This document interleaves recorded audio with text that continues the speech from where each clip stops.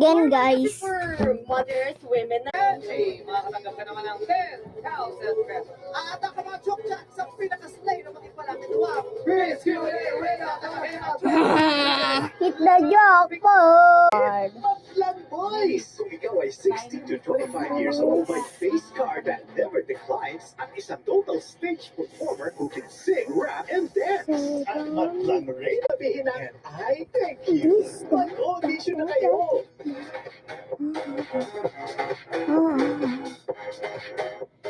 Magpasika and be the next hip-hop idol at Miss Q&A ng Hit Show. And then no.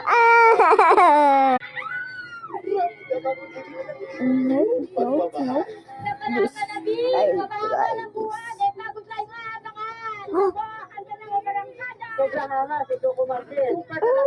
time, guys. Parang hindi ko din. Kumusta ang experience for the sa Miss Q&A? Super nerve-wracking, grabe. Actually, yung sa Nerve-wrack? Yung talk show na tanong, dapat lalagyan mo ng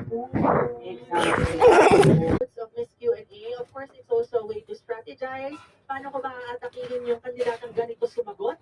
Oo. So, may mga ganun tayo. And I'm also reviewing the past seasons of Miss Q&A as well. Pati, like a second mother to me as well. In pageants outside, when we see each other. Kami nagmamit. Pwede mo mahalin. Sana lang ay dumating. The baffled king composing hallelujah. Using this hand.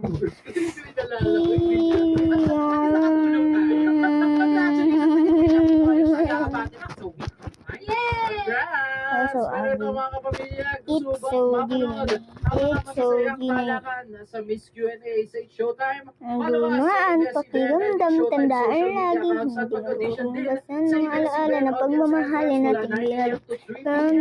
Pero misip, gusto ko lang na malaman mo.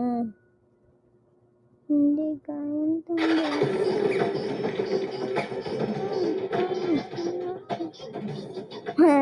It's so ugly, bro. Na ang mga bakulay! Energy.